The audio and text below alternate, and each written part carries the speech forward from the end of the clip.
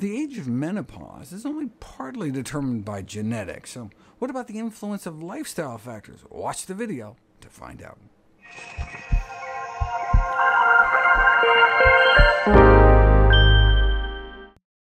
Since 1970, the proportion of women having their first child after age 35 increased nearly tenfold. This may introduce a longevity penalty on their children, as those born to older mothers don't tend to live as long. But mothers having children later tend to live longer themselves. For example, female centenarians were found to be nearly 4 times more likely to have had children after age 40 than women who died by their 70s. This doesn't necessarily mean delaying kids will make you live longer.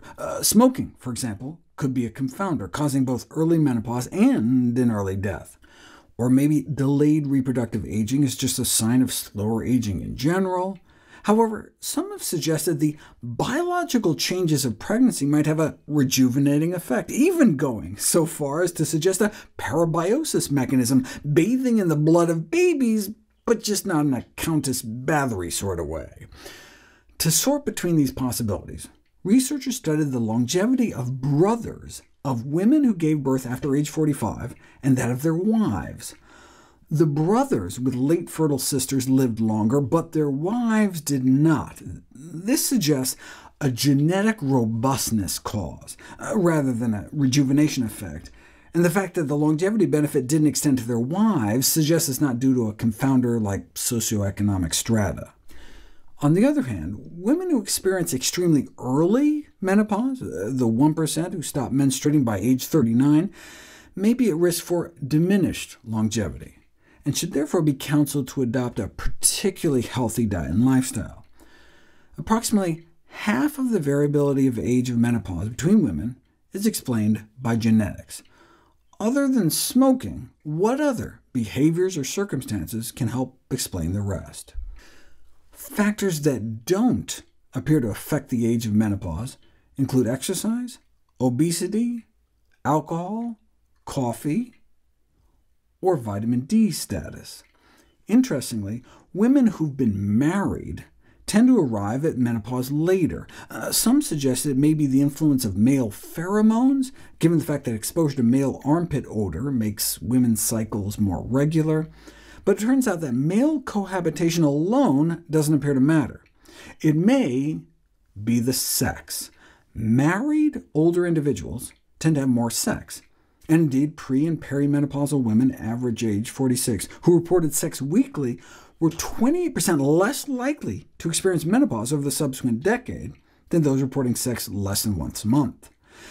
You can very well imagine how this could be a result of reverse causation, though. Instead of more sex leading to later menopause, a later menopause may have instead led to more sexual engagement. The relationship between tobacco use and early menopause is thought to be mediated by the toxic effects on the ovaries of the polycyclic aromatic hydrocarbons in the smoke.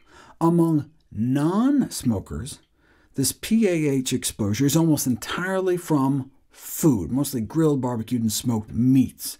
Could this explain why, in the Harvard Nurses' Health Study 2, higher plant protein intake was associated with a significantly lower risk of early menopause?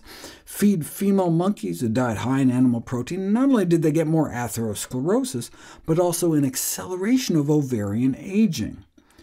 Now, in the original Harvard Nurses' Health Study, animal protein consumption was associated with infertility, such that replacing even 5% of animal protein intake with plant protein could potentially cut the risk of infertility in half.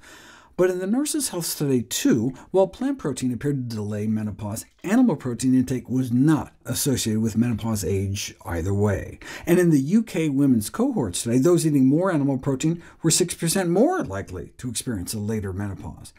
The data is similarly conflicting in vegetarians. Some studies found no difference, or a later age of menopause in vegetarians, but others found an earlier age compared to non-vegetarians. For example, the largest study found that vegetarians reached menopause at an average age of 50.1 years, compared to non-vegetarians at 50.7 years. As I noted, premature menopause before age 40 may be detrimental for longevity, but being a little earlier within the normal range may actually be beneficial for cancer risk. At the same age, breast cancer risk is about 40% higher in premenopausal compared to postmenopausal women, presumably due to higher exposure to the necessary evil hormone estrogen.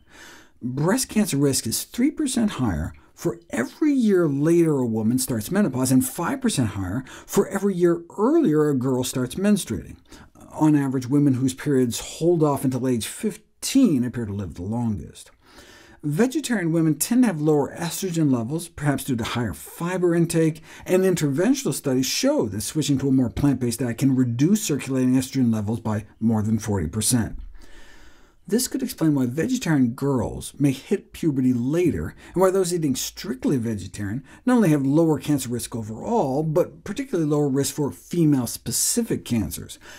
Age of menopause may not be a factor, though, based on an interventional trial randomizing women on the verge of menopause, average age 49, to 2 years of a lower-fat diet to reduce breast cancer risk.